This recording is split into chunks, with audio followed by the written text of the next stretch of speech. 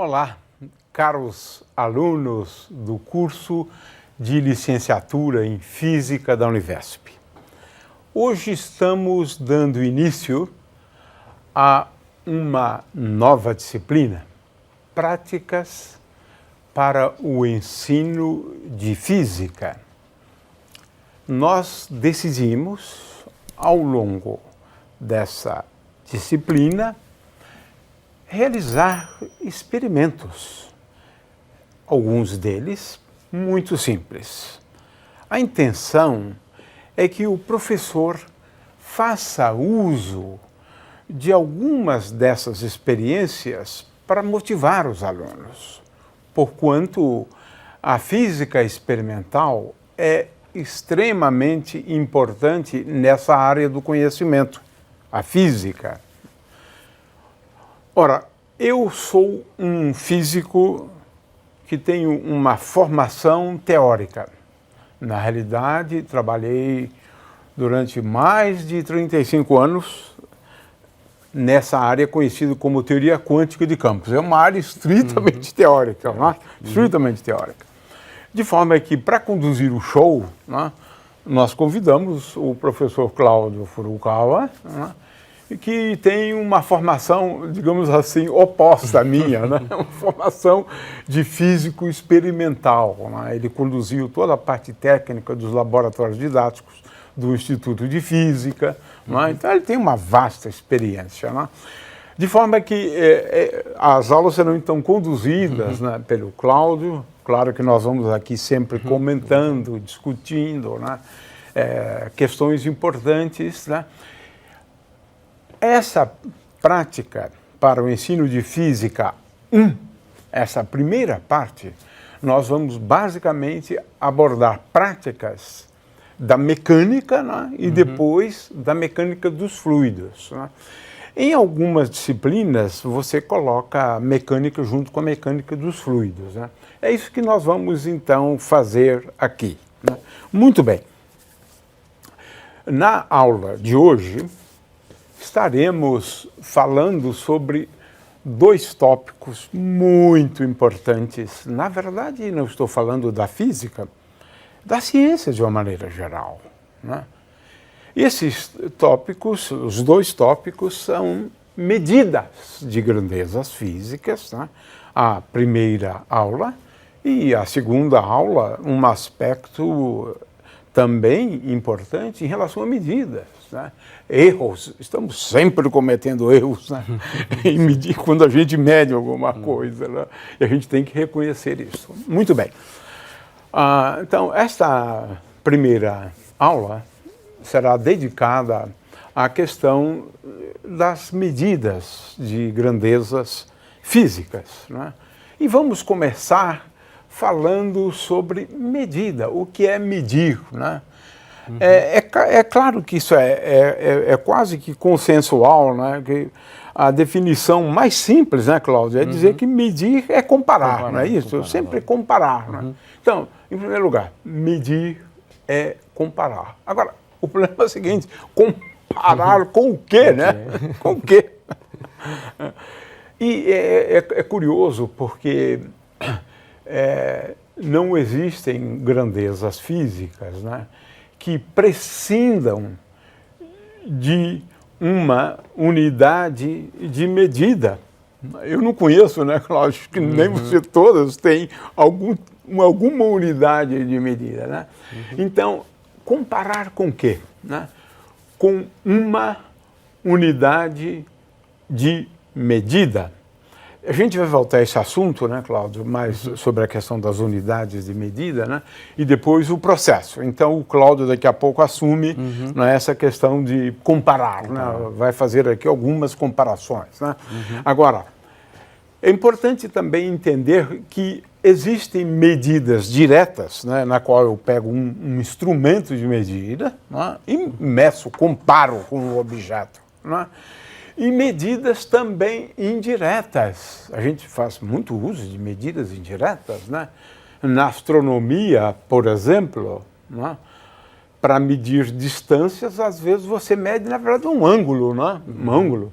Esse tipo de medida dura 6 meses, né? Porque a Terra tem que estar numa posição e depois de 6 meses, né, numa posição diametralmente oposta em relação a onde está o Sol. Então você veja que tem processos de medida muito complicados, né, que demoram muito tempo, às vezes são imediato praticamente, né, o processo de medida. Né. Então eu queria chamar a atenção, né, para esses dois aspectos. Né. Com respeito a unidades de medida, né, nós temos unidades não padronizadas, né, o palmo, por exemplo, né, e unidades que são padronizadas. Né. Então, vamos lá, Cláudio, eu acho que vamos começar, então, e você agora assume, né, essa questão de medidas, de comparação, e depois nós vamos voltar à questão das unidades de medida para terminar a aula, para encerrar a aula. Ok. Bom, por exemplo, Gil, a gente pode comparar, por exemplo, a sua altura. A sua altura a gente pode usar, por exemplo, uma régua com 1 metro. Né? Podemos usar 1 metro como um padrão. O metro, né, nós vamos ver mais tarde, ele é um padrão internacional e que ele é uma medida, uma unidade que você pode reproduzir em qualquer laboratório. Então, o metro você pode definir em qualquer lugar do mundo. Qualquer laboratório que tenha um laser, porque é usado a partir da velocidade da luz. Então você pode reproduzir o metro em qualquer parte, em qualquer laboratório no mundo. Então aqui eu tenho, por exemplo, padrão 1 metro. Lógico que não tenha a precisão necessária, mas, por exemplo, eu quero saber a sua altura. Então eu posso comparar a sua altura com esse padrão que eu tenho, que seria a minha unidade. Então aqui, até aqui mais ou menos, teria 1 metro, né? E daqui até aqui, um pouco mais da metade do outro metro. Então, menos de 2 metros, mais de 1 metro, mais a metade desse metro. Então, digamos 1,80 m por aí, 1,70 m, 80 m. Agora, se eu quiser uma precisão maior, eu posso dividir esta régua em 10 pedaços menores. Aí eu tenho o 1/10 de metro, ou seja, decímetro. Então, cada uma dessas partes equivale a 1 decímetro. Então, eu posso agora ter uma precisão um pouco maior, mais algarismos. Ou eu posso dividir em 100 pedaços menores. Então, cada pedaço seria centímetro, 1/100º de metro. Ou melhor ainda, em 1000 pedaços menores. Então, cada risquinho desse equivale a 1 milésimo de metro. É 1 metro dividido em 1000 pedaços menores. Então, a gente chamamos de milímetro. Então, esse a gente pode usar como sendo um padrão para a medida de comprimento. Né? É lógico que não é muito adequado, porque eu vou ter que medir 2 vezes. Né? Eu meço daqui até aqui e daqui até aqui uma segunda vez. Então, posso estar cometendo um erro um pouco maior. Nesse caso, eu posso usar uma trena. Uma trena tem, nesse caso, 5 metros. Então, eu posso medir diretamente, né, dessa forma aqui. Então, você pode diminuir o erro fazendo menos medições. Agora, por exemplo, a gente pode medir massa, né, agora para massa, comparando, por exemplo, eu quero medir a massa disso. Quantos gramas, quantos quilogramas tem isso aqui. Né? E eu posso comparar com massas que são padrões. Agora, o que você está comparando é força, na verdade. Né? Na verdade, isso, exatamente. Aqui eu tenho um torque, né, devido a esse peso, né, que quando eu coloco aqui, ele vai... São forças gravitacionais que você compara, né? Exatamente. No fundo, quando você mede massa, nós estamos medindo é força.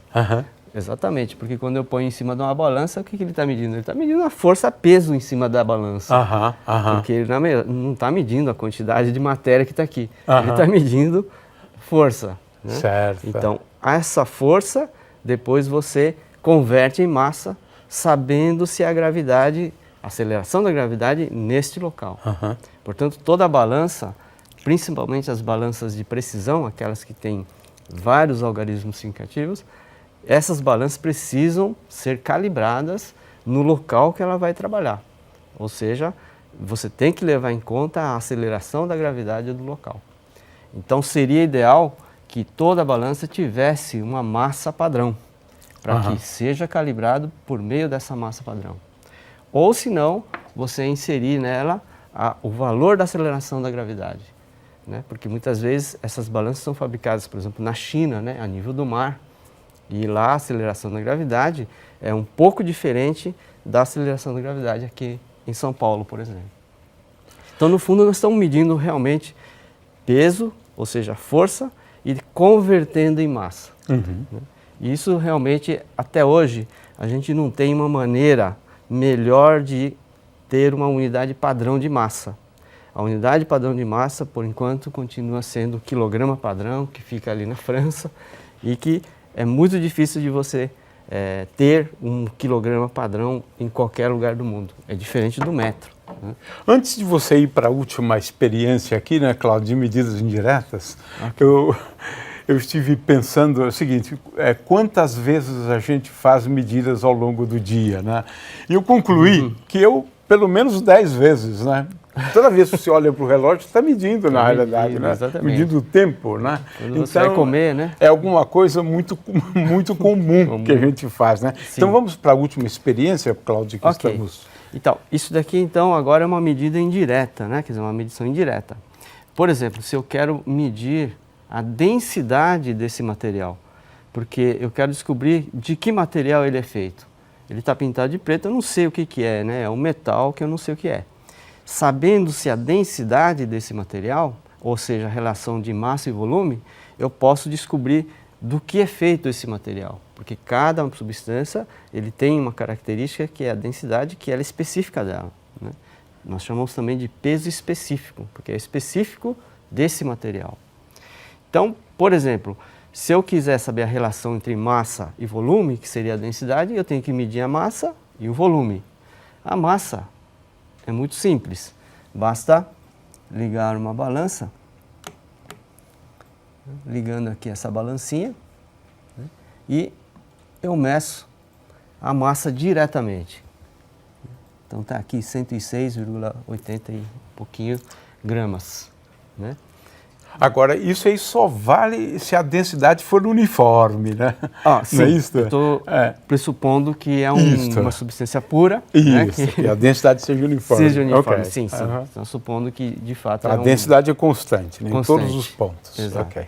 Então, agora, sabendo-se a massa, agora tem que saber o volume disso. Né? Então, uma medida indireta de volume, porque é muito difícil de saber o volume disso, né? Fica muito complicado de medir, né? Aí eu teria que fazer uma integral de volume, fica uma coisa muito complicada. Então, eu coloco a balança, uso a água, né, como referência, porque a água é uma substância com densidade muito bem conhecida. Eu posso colocar a água sobre a balança, zerar a balança, tarar a balança e mergulhar esse objeto dentro da água, mas sem que ele toque no fundo. Então, conforme ele afunda... Nossa, você está usando o empuxo, então. Exatamente, Nossa, o empuxo. olha, né? Só que interessante. Exatamente. Então, ao entrar, ao penetrar na água, o que acontece? Ele vai deslocar a água. Então, o que a balança está medindo é o peso da água que foi deslocada. Olha só, uma experiência, né, para, na verdade, ilustrar também, medir o empuxo, né? Medir o empuxo, exatamente. Interessante. Muito então, agora você tem a densidade, você tem a massa e tem o volume, na verdade. Exatamente, né? Porque a massa de água que foi deslocada, nesse caso, como a densidade da água é 1 grama por centímetro cúbico, para cada grama que foi deslocado de água, que apareceu aqui, equivale a 1 centímetro cúbico de volume. Ou seja, se ele está marcando aqui 9,68 gramas de água, equivale a 9,68 centímetros cúbicos. Então eu tenho aqui o volume, que é exatamente o volume desse objeto, e depois eu posso pegar a massa, dividir pelo volume e acho então a densidade em gramas por centímetro cúbico. Então essa é uma medida indireta, ou seja, medir duas coisas para encontrar uma terceira.